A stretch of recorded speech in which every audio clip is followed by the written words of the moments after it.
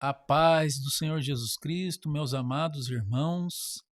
Eu sou o presbítero Fabrício da Igreja Evangélica Assembleia de Deus Ministério do Belém, em Pindamonhangaba. E na videoaula da lição de número 9, você vai ver Paulo preso em Jerusalém. Você vai ver a oportunidade de Paulo de pregar diante daquela multidão. Será que era o hebraico ou o aramaico que Paulo prega diante daquela multidão? Você vai ver os estágios da pregação de Paulo e a oportunidade de testemunhar do poder de Deus em meio aos sofrimentos. Fica comigo até o final desta aula, nós vamos comentar ponto a ponto, tópico por tópico, subtópico por subtópico, até o encerramento da nossa lição de número 9. Se você é como eu, pentecostal, eu peço que você se inscreva no canal, ative o sininho das notificações e vamos para a nossa lição. A nossa lição, ela tem um título Coragem para testemunhar diante da multidão. O texto áureo diz assim: porque hás de ser sua testemunha para com todos os homens que têm visto e ouvido. Atos 22, 15. A verdade prática diz: todo aquele que teve um encontro real com Cristo é chamado a testemunhar dele com fidelidade, mesmo em meio à oposição e ao sofrimento. A nossa leitura bíblica em classe se encontra no livro de Atos, capítulo 21, versos 27, 28, 30, 31, 33, 39 e 40, e o capítulo 22, do 1 ao 7. Então, meus irmãos, nós vamos aprender aqui na lição o livro de Atos dos Apóstolos, capítulo 21. Nós vamos ver lá no contexto do capítulo 21, versículo 4, os irmãos pelo Espírito dizendo que Paulo seria preso em Jerusalém.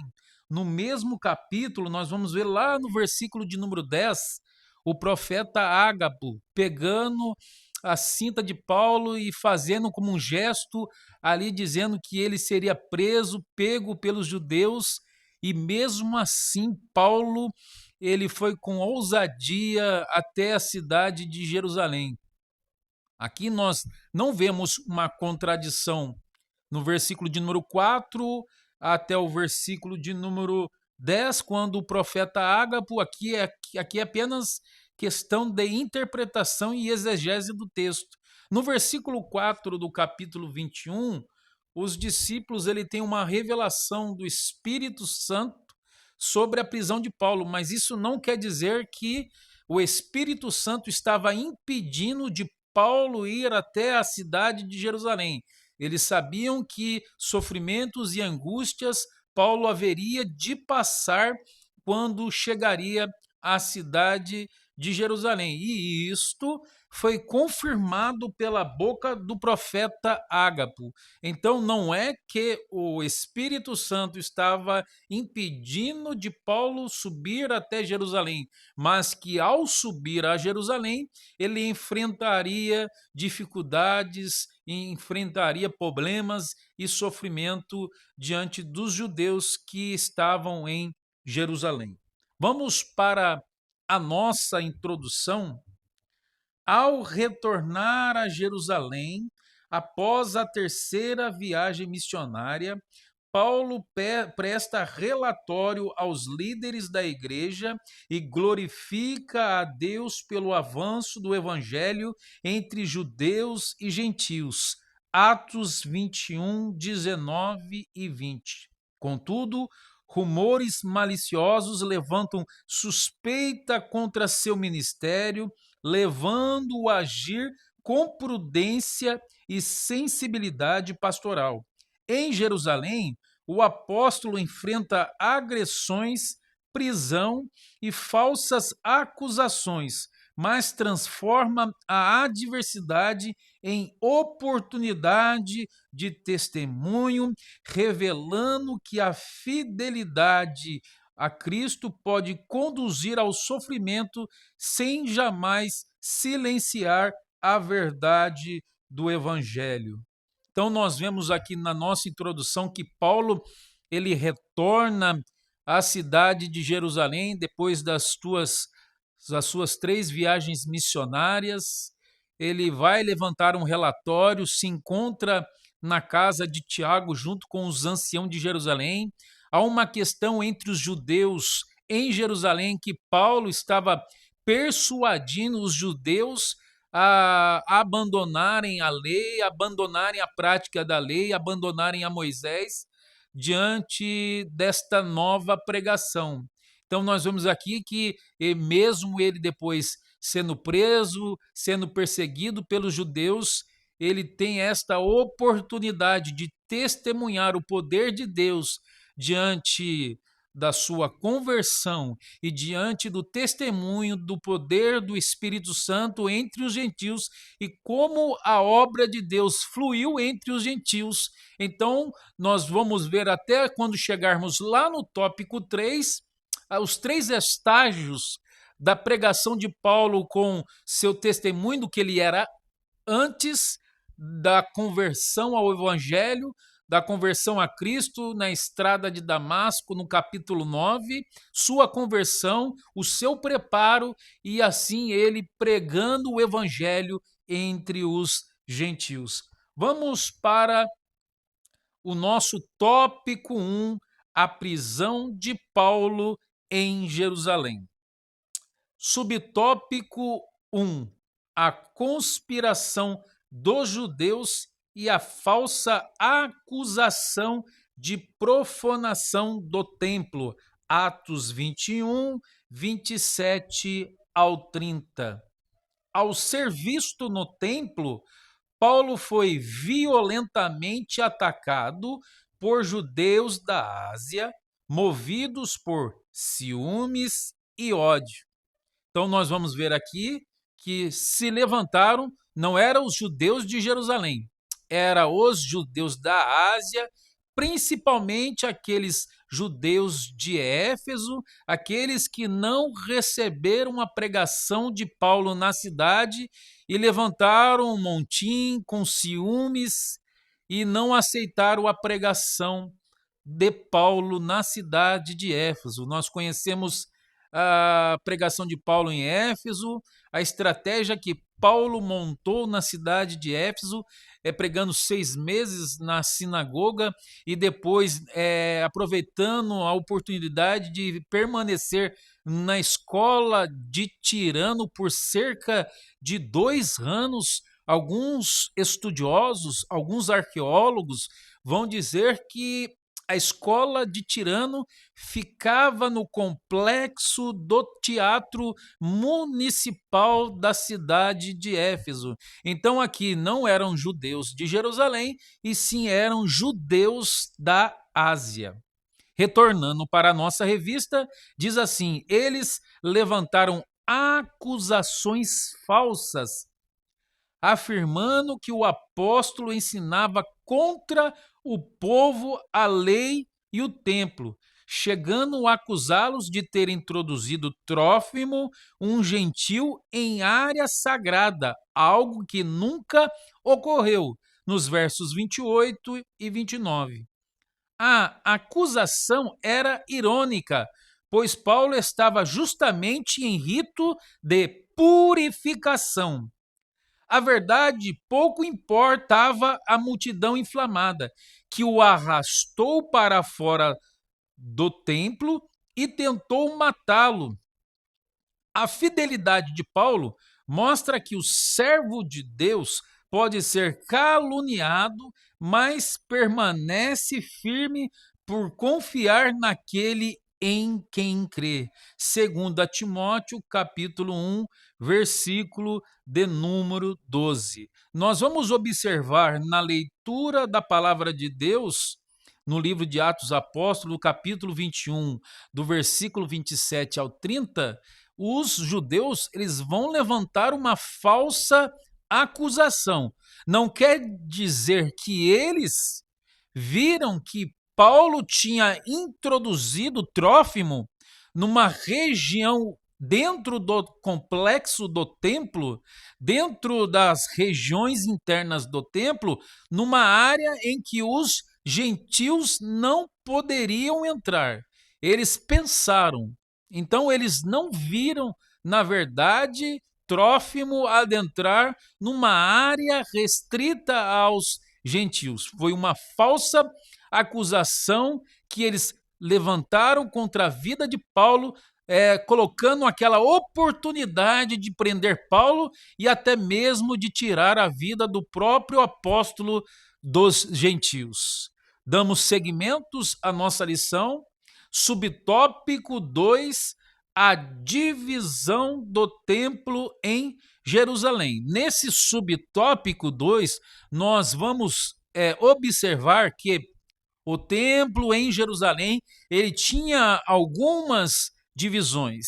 Esse templo não era o mesmo templo que Salomão ele construiu, né? Bem é verdade que quando Salomão constrói o templo em Jerusalém, ele construiu com todo tipo de material e foi um dos belos templos erguidos de sua época.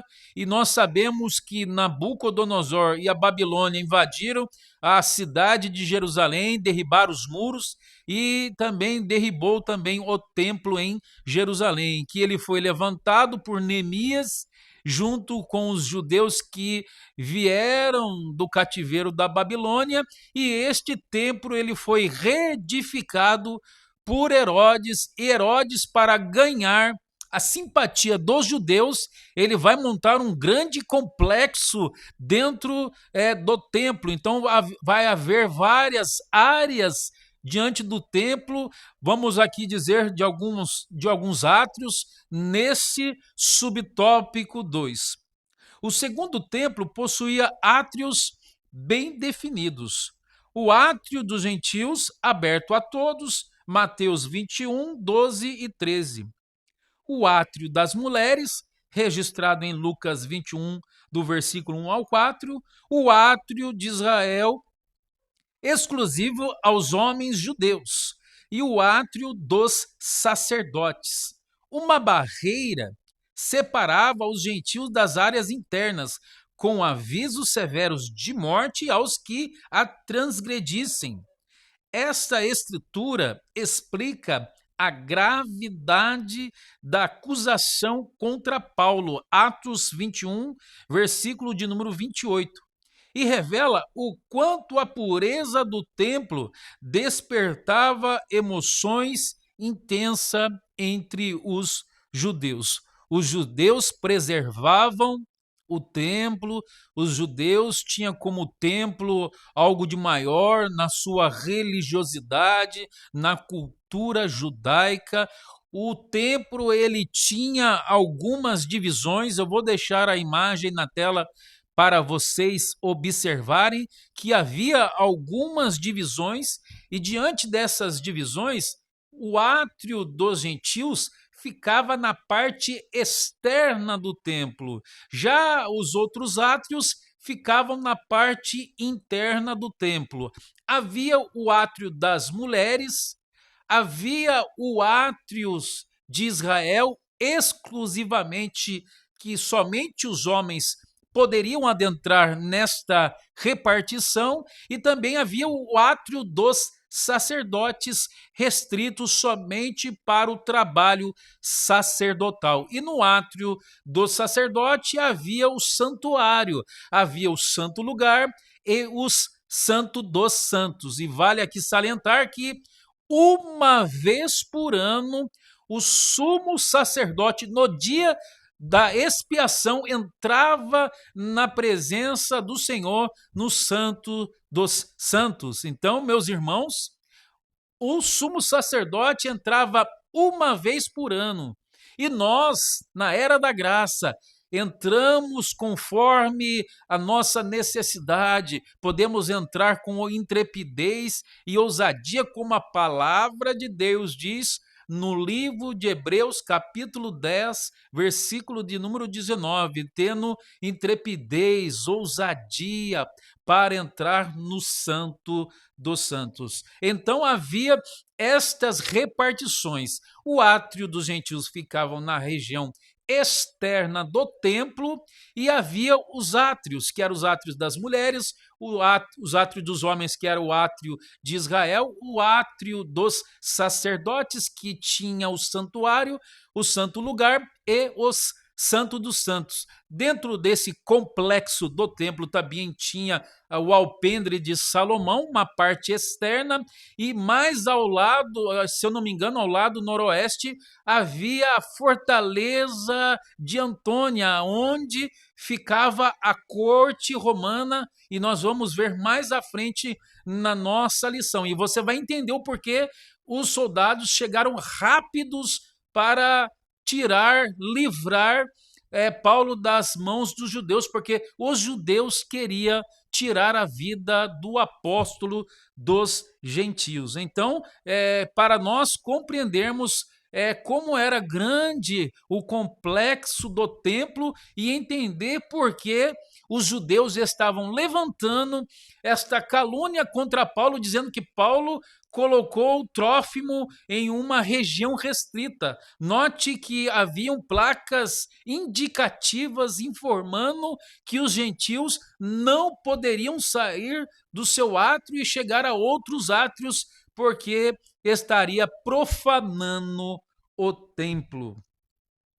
Vamos para o nosso subtópico 3, a intervenção das autoridades romanas.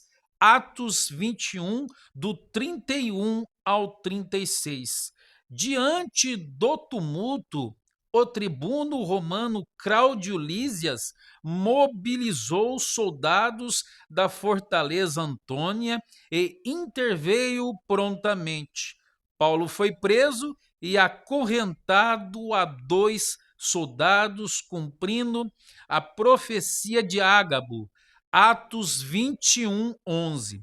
A multidão clamava por sua morte, repetindo o mesmo ódio dirigido a Jesus. Lucas capítulo 23, 18, João 19, 15. Contudo, Deus preservou a vida do apóstolo por meio da autoridade civil, mostrando que a soberania divina atua mesmo em contextos hostis. A fidelidade a Cristo não isenta do sofrimento, mas assegura que Deus continua no governo. Preso, Paulo agora terá novas oportunidades de testemunhar, abrindo caminho para sua defesa pública diante do povo. Note, como eu disse anteriormente, que os soldados chegaram rápido a ponto de livrar o apóstolo Paulo da morte. O complexo do templo tinha a fortaleza Antônia mais à frente. E existia uma corte que era uma parte do exército romano que ficava na cidade, na fortaleza de Antônia. A corte ela era formada por centúrias e existia mais ou menos 80 soldados em cada corte. A cidade de Jerusalém, ela não era a capital administrativa da região da Judéia do Império Romano. A capital administrativa da Judéia, o representante que era governador da Judéia, eleito pelos romanos, ficava na cidade de Cesareia Marítimo. Então não era a cidade de Jerusalém. É claro que havia muitos soldados em questão de festas, as festas anuais, as festas principais. É por isso que a gente não levanta aqui um número preciso de quantos soldados tinha uma legião, de quantos soldados tinha uma corte, de quantos soldados tinham uma centúria de soldados, na verdade, porque assim era a organização do exército romano. Era formado por legião, era formado por corte, era formado por centúrias e assim por soldados. Jerusalém, por não ser a capital administrativa do Império Romano na Judéia, não tinha uma legião. A legião provavelmente ficava na cidade de Cesareia de Marítimo e não na cidade de Jerusalém. É por isso que na fortaleza de Antônia tinha uma corte presidida ali por Cláudio Lísias. Então haviam mais ou menos alguns centuriões e alguns soldados sempre prontos, porque a cidade de Jerusalém era uma cidade importante na questão religiosa. Haviam muitos embates, muitos debates, muitas agitações na cidade de Jerusalém. Então, quando tinham as principais festas na cidade, esse número de efetivo de soldados ela aumentaria. Alguns estudiosos vão falar que uma legião do exército romano tinha cerca de mais ou menos 5.000 soldados romanos. Então você observa na agilidade, na prontidão dos soldados de dar o livramento na vida do apóstolo Paulo. E agora Paulo vai ter a oportunidade de testemunhar em meio àquele sofrimento, em meio àquele lixamento, aquele espancamento que Paulo sofreu diante da prisão. Paulo manteve a serenidade, a tranquilidade, e aqui nós podemos aplicar nos nossos dias. Muitas vezes passamos por angústias, passamos por sofrimento, e o próprio Jesus disse que no mundo tereis aflições, mas tende bom ânimo, eu venci e vós vencereis. Jesus não nos apresentou um mar de rosas. O evangelho que se pregam por aí é isto, que Jesus vai dar, que você vai receber vitória, que você vai receber conquistas, que você vai ser rico, que você vai ser um homem próspero. São esse o evangelho que se prega hoje. Não se prega o evangelho da cruz, não se prega o evangelho da graça, o evangelho do arrependimento, o evangelho da salvação, muito menos isso. É por isso que hoje estão nascendo crentes no seio da igreja, das pessoas que não estão preparadas para passar por sofrimentos, adversidade, porque estão ouvindo um evangelho que não é o evangelho de Jesus Cristo. Então não estão preparados para passar por situações adversas. Olha a tranquilidade do apóstolo Paulo. Depois de um lixamento, aquele povo judeu que agora se levantou com raiva, com ódio, com grande fúria contra a vida do apóstolo Paulo, mas mesmo assim Paulo manteve a calma, a serenidade. Meu irmão, quando você passar por uma luta, tenha tranquilidade. Ore a Deus, busque ao Senhor em oração, porque a palavra de Deus diz que do coração do homem saem as preparações da vida, mas do Senhor vem a resposta. A Bíblia também diz, lá no livro de 1 João, no capítulo 5, é esta a confiança que temos nele, que se pedimos alguma coisa segundo a sua vontade, ele nos ouve. Mantenha calma na angústia, mantenha calma na aflição, porque Deus se levanta para socorrer os seus filhos e levanta até os inimigos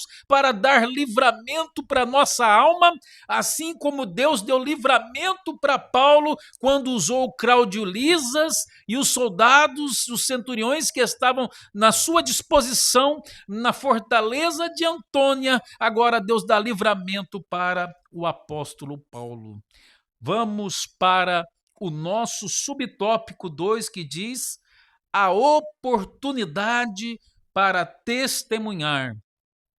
Subtópico 1, Paulo pede licença para falar ao povo.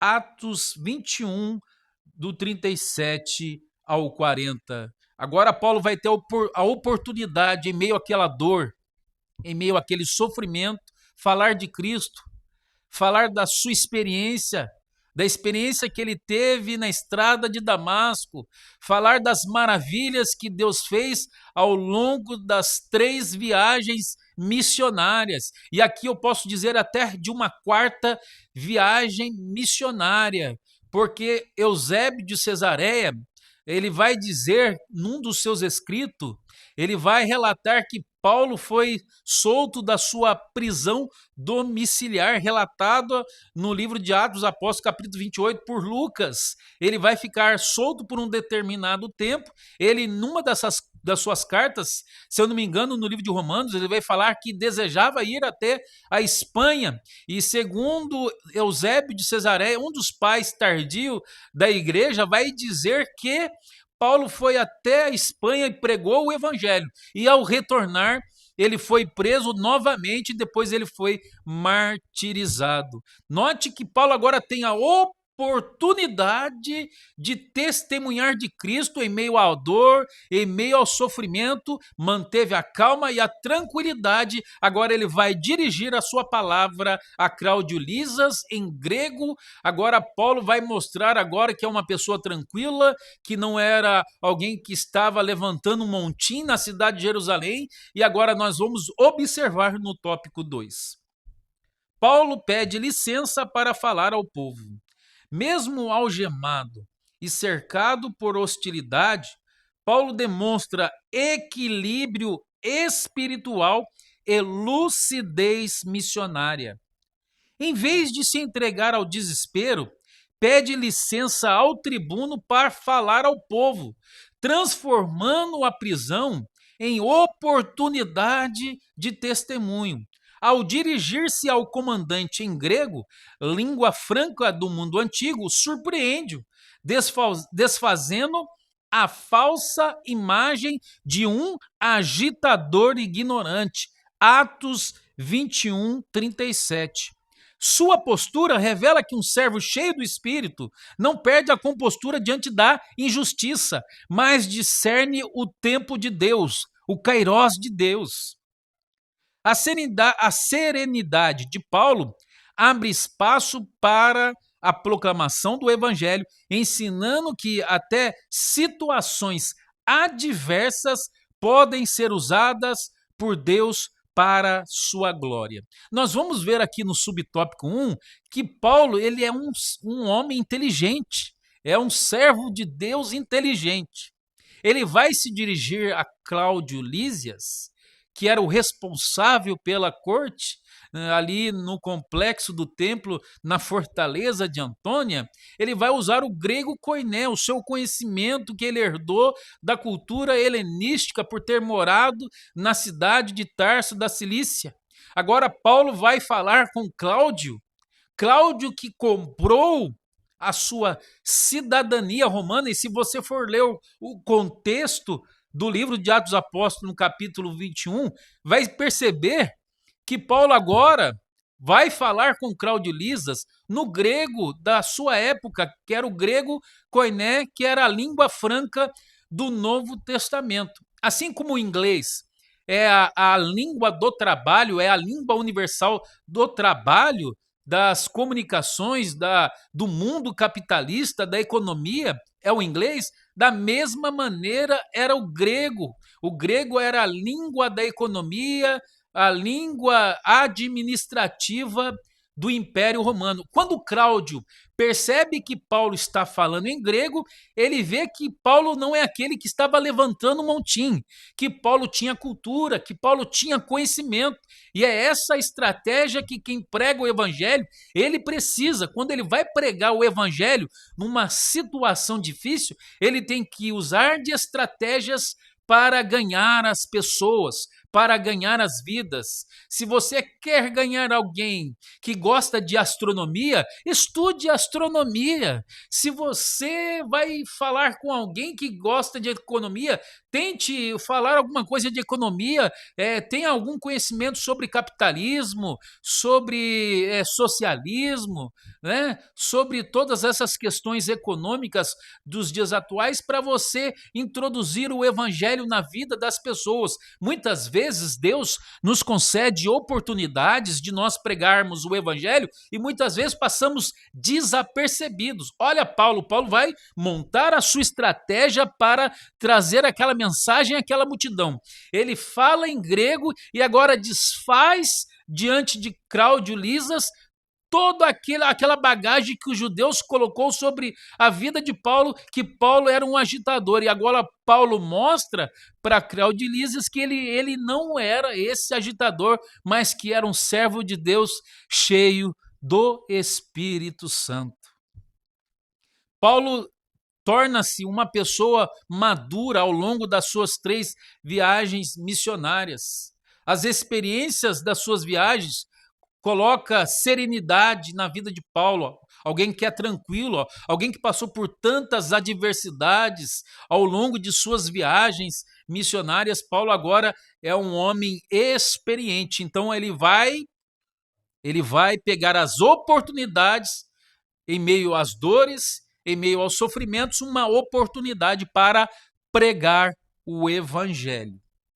Subtópico 2: o uso da língua hebraica para ganhar atenção.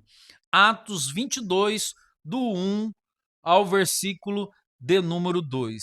Ao iniciar a sua defesa, Paulo fala em hebraico, mais especificamente o aramaico, língua profundamente valorizada pelos judeus da Palestina. Esse gesto estabelece imediata conexão cultural e identidade com os ouvintes, levando a multidão a guardar maior silêncio. Atos 22, versículo de número 2. Nesta passagem de Atos dos Apóstolos, no capítulo 22, do versículo ao 2, Paulo agora vai usar o seu conhecimento da língua nativa que ele vai falar agora naquela população, e nós podemos fazer algumas nuances aqui, e conforme que o pastor Wagner Gabi escreveu sobre a língua falada era o hebraico, mas especificamente o aramaico, e nós precisamos compreender o contexto linguístico do Novo Testamento, porque o judeu, ele quando vem das diásporas, principalmente daquela que foi na Babilônia, que ficou durante 70 anos no cativeiro, os judeus que estavam ali aprenderam o aramaico. Assim como o grego era a língua franca do Novo Testamento, a língua aramaica era a língua franca do período interbíblico, do período do final ali do cativeiro babilônico. Então, o hebraico, ele sofreu influência do aramaico, mas muitos judeus, eles perderam essa conexão com a sua língua de origem. Então, no contexto do Novo Testamento, os judeus eles falavam o hebraico somente no contexto religioso, porque no dia a dia, os judeus eles falavam o aramaico. E aqui vale salientar que hebraico é uma língua diferente do aramaico.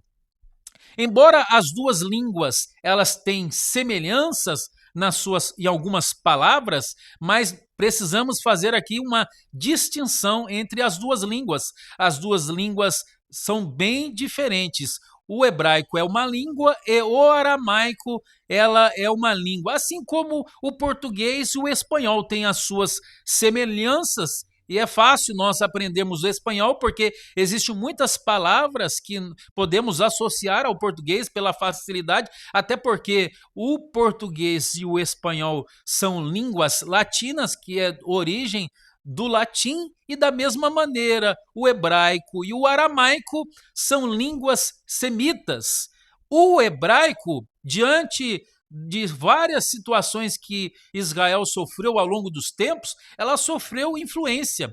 A língua hebraica sofreu influência no Egito, a língua hebraica ela sofreu influência da língua cananita quando os hebreus, eles adentraram na terra dos cananeus, na terra prometida, houve também esta influência, e houve a influência da língua aramaica, que era a língua franca da época em que o Império Babilônico estava reinando e Israel estava, os judeus, aliás, estavam no cativeiro babilônico. O reino do norte, Israel, foi subjugado pela Síria, e o reino do sul, que era Judá, foi para o cativeiro da Babilônia no tempo do rei Nabucodonosor. E durante todos esses tempos, a língua hebraica ela sofreu algumas variações e algumas influências. Então, no dia a dia dos judeus, se falava o aramaico. Bom dia, boa tarde, boa noite.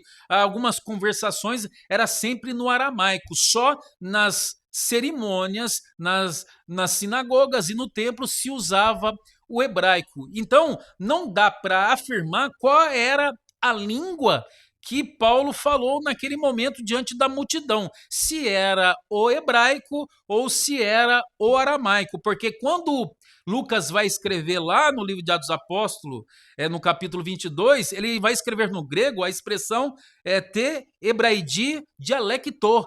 No grego fala dialeto hebraico.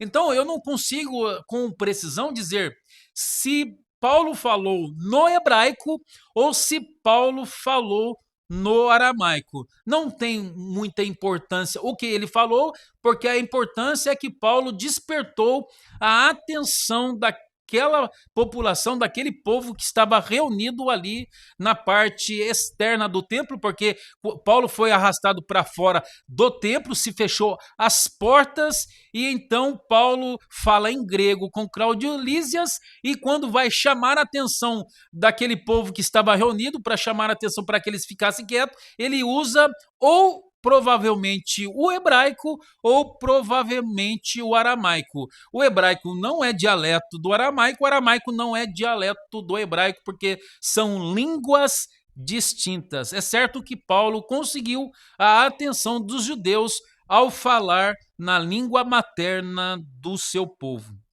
Retornando para a nossa lição, assim como Estevão, Atos 7:2, Paulo se dirige a eles como irmãos e pais, demonstrando respeito e pertencimento.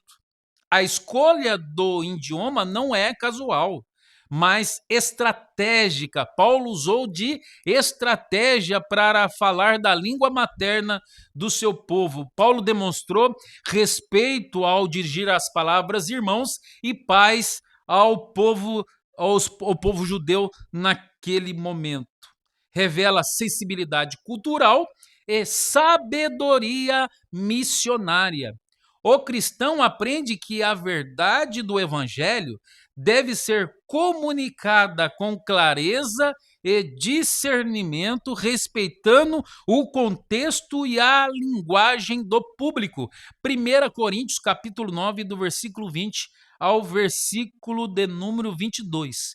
Alguém que prega o evangelho, alguém que fala de Deus, alguém que fala de Cristo, precisa ser preciso nas suas palavras. Ele tem que ser o mais simples possível. Dependendo da situação, ele tem que ser objetivo e claro na sua comunicação verbal. E aqui eu quero dizer que há duas comunicações importantes na vida do crente, que é a comunicação verbal e a comunicação não verbal.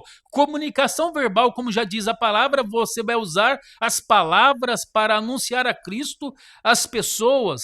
Você vai falar de Cristo audivelmente, precisamente, claramente, para que a pessoa possa compreender o significado daquilo que você está falando. E a comunicação não verbal é com o seu testemunho. Seu testemunho de vida é a comunicação não verbal. Você vai testemunhar de Cristo com o seu bom testemunho na escola, na fábrica, em todo lugar que você estiver, você será um bom testemunho. Subtópico 3: coragem para testemunhar em meio à hostilidade. Atos 22, dos versículos 3 ao 5. Diante da multidão enfurecida, Paulo narra com coragem sua história, formação judaica, zelo religioso e perseguição à igreja. Ele não suaviza o passado e nem esconde o chamado recebido, mesmo sabendo que mencionar sua missão entre os gentios provocaria nova reação violenta. Atos 22, do versículo 21 ao 22. Paulo ele vai falar para aquela multidão que estava enfurecida e ele não vai esconder o seu passado, quem ele era, o que ele foi.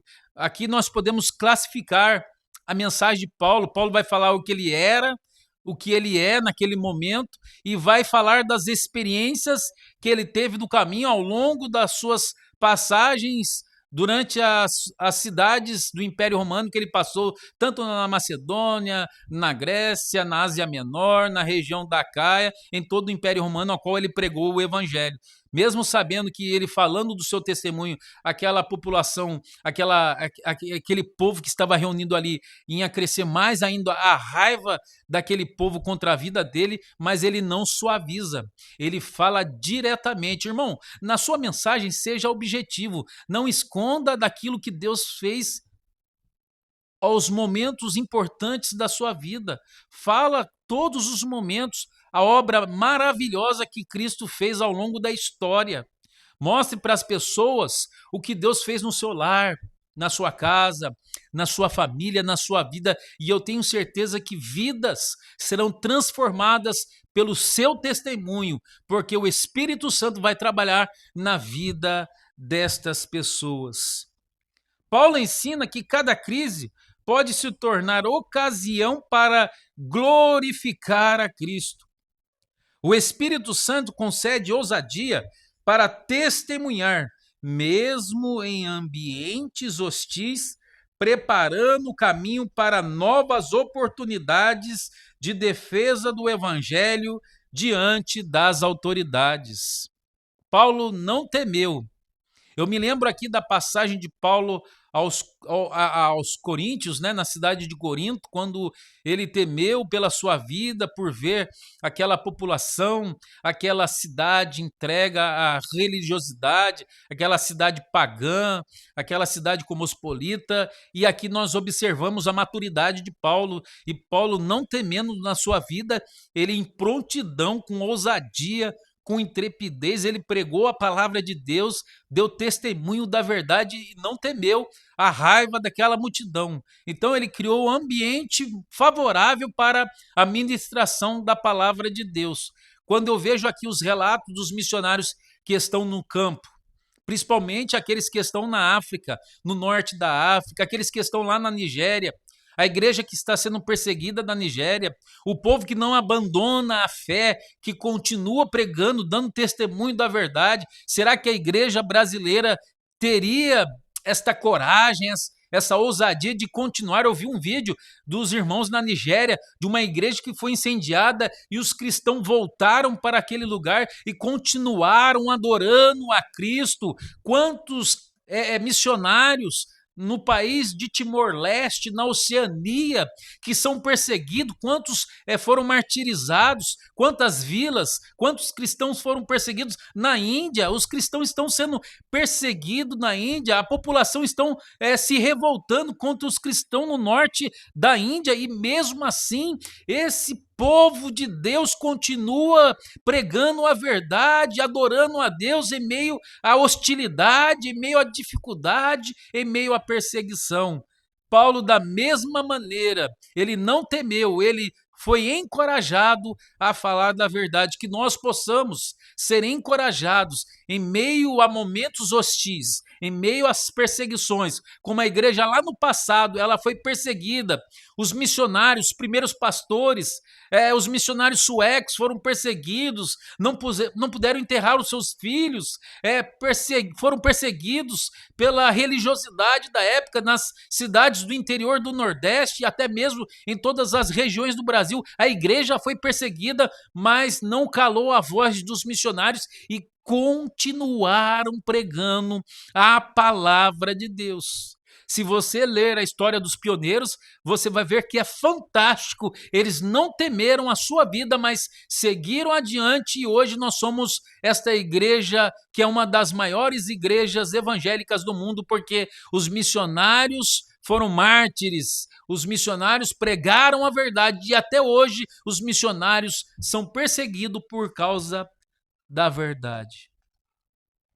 Vamos para o nosso tópico 3, que tem por título O Poder do Testemunho Pessoal. Anteriormente, eu disse aqui sobre a comunicação não verbal do crente, é o testemunho pessoal do crente. Esse testemunho que fala mais do que palavras. O seu testemunho vai falar mais do que palavras bonitas, mais do que palavras colocadas. Você pode ter uma retórica perfeita, você pode ter umas palavras colocadas ao seu tempo corretamente, mas se você não tiver um bom testemunho, as pessoas não vão aceitar a sua palavra. Mas se for como Eliseu, lá vai um homem santo de Deus, eu tenho certeza que as pessoas e as vidas serão transformadas. Se a igreja nos dias atuais perdeu credibilidade, é porque as pessoas estão dando mau testemunho em todas as áreas por aí, nas cidades, nos bairros. A igreja precisa voltar a ter o respeito que ela tinha e as pessoas sentir o temor quando nós estamos pregando a palavra de Deus. Eu me lembro de uma época que quando você pregava, as pessoas abaixavam a cabeça como sinal de respeito no momento que você estava falando de Deus. Hoje as pessoas caçoam, hoje as pessoas usam a palavra em vão, as pessoas brincam com o evangelho hoje, porque perderam o temor, mas que quando voltarmos a dar bom testemunho do evangelho, eu tenho certeza que haverá grandes transformações no seio da igreja. Subtópico 1. A vida de Paulo antes da conversão. Atos 22, versículo 3 ao 5. Paulo inicia seu testemunho lembrando quem era antes de encontrar a Cristo. Judeu zeloso, formado em Jerusalém aos pés de Gamaliel, um dos mestres mais respeitados do judaísmo. Atos 5:34. Deixa eu parar aqui para te falar que Paulo ele foi introduzido na lei aos pés de Gamaliel. Gamaliel era neto do grande Hilel. Hilel ele foi formado na lei, um grande mestre da lei da religião judaica, que formou-se uma escola. Haviam duas grandes importantes escolas de interpretação da lei em Israel. Existia a escola de Hilel, que era avô de Gamaliel, uma interpretação mais moderada da lei, e existia a escola de Shammai, o ancião, que era uma tradução mais rigorosa, uma tradição mais rigorosa da lei, como era o caso dos fariseus, que pegava tudo ao pé da letra. Então haviam assim duas grandes escolas importantes de interpretação da lei, que era a escola de Shammai e era a escola de Hilel. Gamaliel era naturalmente da escola de Hilel, por ser neto de Hilel. Segundo alguns estudiosos, como Flávio Josefo, existe uma variação de números, né? Não é um número preciso, mas Gamaliel ele dava numa só oportunidade das suas aulas para 80 alunos. E Paulo fala numa das suas cartas que ele sobressaía dessas pessoas da sua época, né? Paulo sobressaía dentre os estudantes da sua época, era rigoroso na lei, se formou como doutor da lei. Então nós vemos aí que Paulo ele foi formado na escola de Hilel, foi ensinado por Gamaliel. Nós vamos ver aqui então, dando seguimento à nossa lição, que diante dos judeus apresenta-se como alguém repreensível quanto ao zelo religioso. Filipenses capítulo 3, do verso 4 ao verso 6. Embora esse zelo estivesse equivocado por carecer de verdadeiro conhecimento espiritual, Romanos 10, versículo 2, seu passado inclui a perseguição violenta à igreja, a quem combatia até a morte. Atos 9:2. Ao recordar esta fase, Paulo demonstra que a religiosidade sem Cristo pode produzir dureza, perseguição e cegueira espiritual. É assim que estão muitas pessoas na religião, do verbo religare, palavra do latim religare, é religar. A religião em si, ela traz cegueira espiritual para as pessoas. As pessoas que estão cegas na religiosidade, elas estão caminhando a passos largos para a condenação eterna. Era isso que Paulo ele queria apresentar, mostrando sobre o seu passado, de como ele perseguia o caminho, de como ele perseguia os cristãos, arrastava os cristãos, prendia os cristãos. Ele estava ali na morte do primeiro mártir da igreja primitiva, que era Estevão. Então, note que quando Paulo fala do seu passado, ele queria mostrar para os judeus que a religiosidade sem Cristo, ela é vã e traz cegueira espiritual no entendimento daquelas pessoas. Note que Paulo ele vai classificar agora, então, o seu sermão. E quando ele fala do seu passado, é para mostrar aos judeus esta religiosidade vazia. Vamos agora para o nosso subtópico, para o encontro com Cristo no caminho de Damasco. A narrativa avança para o ponto decisivo de sua vida, o encontro pessoal com Cristo ressurreto. Ao meio-dia, uma luz vinda do céu o envolve, lança-o por terra e revela Jesus como Senhor. Atos 9, dos versos 3 ao 6. Versos do capítulo 26, do 13 ao 15. A experiência transforma radicalmente sua trajetória. Paulo deixa claro que sua conversão não foi fruto de persuasão humana, mas da intervenção soberana de Deus. O testemunho confirma que a verdadeira força da igreja nasce do encontro real com Cristo, que ilumina, confronta e redireciona vidas. Redireciona vidas. Note que Paulo vai testemunhar agora desse testemunho que ele teve, desta revelação na estrada de Damasco. Ele vai mostrar agora que não é uma revelação humana. Paulo vai mostrar agora que a sua trajetória não foi fruto de persuasão humana, que não foi alguém que lhe direcionou palavras e que ele se converteu pelo testemunho ou pela pregação de alguém, não.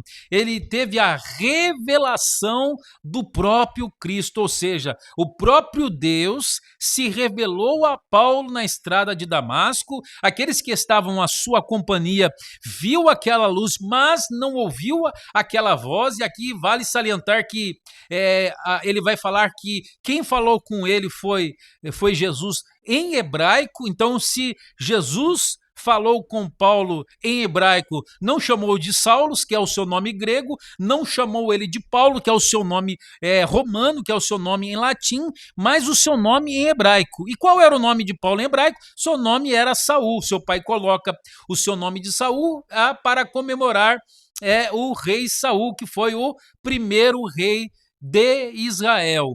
Então note que ele fala desta revelação porque não foi uma persuasão humana.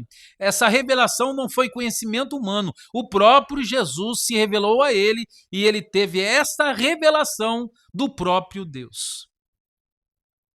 Então ele diz assim: o testemunho confirma que a verdadeira força da igreja nasce do encontro real com Cristo. Nós, igreja, precisamos ter um encontro com Cristo todos os dias. Uma igreja sadia, uma igreja forte espiritualmente, uma igreja que vá para frente, uma igreja que prega o evangelho, uma igreja que ora, uma igreja que busca, uma igreja que consagra, uma igreja que busca o caminho da santificação, da separação deste mundo. Uma igreja que se relaciona com Cristo é esta igreja que vai adiante. Nós precisamos ter um encontro com Cristo. Muitas vezes somos religiosos. Muitas vezes adoramos a Deus de uma forma religiosa. Muitas vezes somos até idólatras na questão da nossa denominação. Nós precisamos, primeiramente, ter um encontro com Cristo. É claro que nós amamos a nossa denominação, amamos a história da nossa denominação, mas fomos comprados pelo sangue de Jesus Cristo e nós somos partes da Igreja Universal. Não é parte da Igreja Universal do Reino de Deus, não. É parte da Igreja Universal comprada pelo sangue de Jesus Cristo derramado na cruz do Calvário. Porque a igreja ela tem dois aspectos, o aspecto universal e o aspecto local. Local onde ela está inserida numa localidade, universal porque ela abrange todos os filhos de Deus. Se muitas vezes usamos a expressão Deus vai julgar tal denominação, não. Deus vai julgar a sua igreja, a igreja que foi comprada, lavada, remida pelo sangue do Cordeiro. Não vai ser denominação A e nem denominação B, mas sim ele há de julgar a sua igreja universal que engloba todos os filhos de Deus. Vamos para o nosso subtópico 3, sua missão como servo e testemunha de Cristo. Atos 22, dos versos 22 ao 29. A conversão de Paulo veio acompanhada de chamado e missão, por meio de Ananias, homem piedoso e respeitado entre os judeus. Atos 9, do 10 ao 17. Paulo recebe confirmação divina para ser testemunha de Cristo, especialmente entre os gentios. Atos 9, 15. Ao mencionar sua missão, a oposição se intensifica, mas o apóstolo não recua. Seu testemunho mostra que quem foi alcançado pela graça não pode silenciar. Assim, aprendemos que Deus transforma o passado em instrumento de testemunho e usa vidas rendidas para anunciar sua salvação, mesmo diante da rejeição. O testemunho pessoal continua sendo uma das mais poderosas ferramentas do Evangelho para glorificar a Cristo e alcançar os corações. Nós vamos ver aqui que o chamado de Paulo veio para um comissionamento para ele pregar o Evangelho entre os gentios. Então, foi o Senhor que nos escolheu, não foi nós que escolheu o Senhor. Não é como diz o Evangelho, não foi nós que escolheu, mas foi o Senhor que nos escolheu para que nós pudéssemos ir e der frutos e que o nosso fruto permaneça. A ação de Deus na vida de Paulo foi o quê? Para preparar Paulo para ser o apóstolo entre os gentios. Deus vai usar a vida de Paulo, o testemunho de Paulo, a conversão de Paulo para ganhar o mundo gentil. A estratégia do Espírito Santo, a estratégia de Deus ao preparar Paulo na conversão em Atos 9, quando ele tem um relacionamento íntimo na estrada de Damasco, quando ele teve a visão com Cristo ressurreto, quando ele entra na cidade de Damasco, quando Ananias, um servo de Deus, varão piedoso, muito conhecido na cidade, ora, não teme por Paulo, porque Paulo era um grande perseguidor do caminho, era um grande perseguidor da igreja.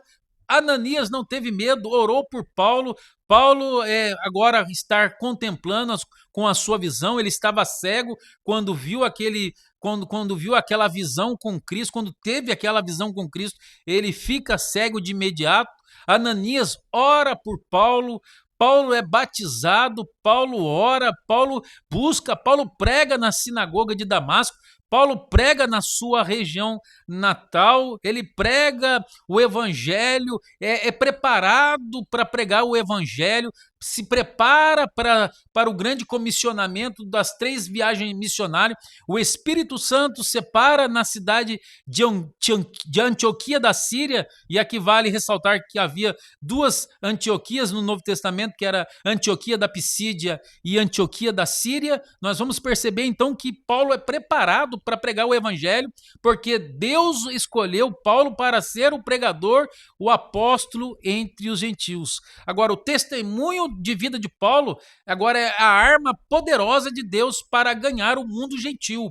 Então, o testemunho pessoal é uma das ferramentas mais importantes na pregação do evangelho. As vidas serão alcançadas não somente com as nossas palavras, mas com as nossas ações e com as nossas atitudes. Então, o testemunho pessoal é a ferramenta mais importante na propagação do evangelho. Estamos agora na conclusão desta revista, no término da nossa lição, que diz assim: a prisão não silenciou Paulo, tornou-se um púlpito providencial. Aqui eu me lembro de George Whitefield, que dizia que o seu púlpito era o ar livre, que pregava para 200, 300, 400 mil pessoas. O seu púlpito era o ar livre. O púlpito providencial de Paulo era aquela perseguição ali naquele montinho entre os judeus. Então Deus nos dá oportunidades para testemunharmos do seu poder. Em meio à injustiça e à oposição, Deus transformou a perseguição em oportunidade para o testemunho do evangelho. A fidelidade do apóstolo revela que nenhuma circunstância escapa ao governo divino. Assim aprendemos que provações podem se tornar instrumentos da graça, quando escolhemos permanecer firmes e testemunhar de Cristo mesmo em cenários adversos. Então, meus irmãos, desde o tópico 1, passando pelo tópico 2 e pelo tópico 3, no momento que Paulo está na cidade de Jerusalém, quando ele se reúne com Tiago e com os presbíteros da cidade de Jerusalém, e quando é orientado por Tiago e pelos anciãos a fazer o rito da purificação. E no momento quando ele está ali antes do 7º dia, quando ele está reunido ali no templo, os judeus da Ásia, então, reconhece Paulo e forma aquele motim para matar Paulo. E agora Paulo ele é preso por Cláudio Lísias na corte romana, ali no complexo do templo, ali no edifício ali daquela torre de Antônia. Então nós observamos agora em que Paulo, diante daquele motim, diante daquela perseguição, agora dar o testemunho da pregação de Cristo para os judeus em Jerusalém, que agora Paulo fala em grego com Cláudio Lísias, que fala em hebraico, nós não sabemos se é hebraico ou aramaico, que agora cria uma estratégia para testemunhar de Cristo. Então Paulo agora aproveita esta oportunidade para falar daquela multidão a respeito de Cristo. Paulo é encorajado, ele não teme, mas com ousadia agora ele prepara o seu sermão com 3 principais sessões do seu sermão, falando da sua conversão, falando antes da sua conversão, falando da sua conversão e do seu testemunho entre os gentios. Irmãos, que Deus possa abençoar a sua vida. Chegamos a mais um final de lição, a lição de número 9. Que Deus possa abençoar a sua vida.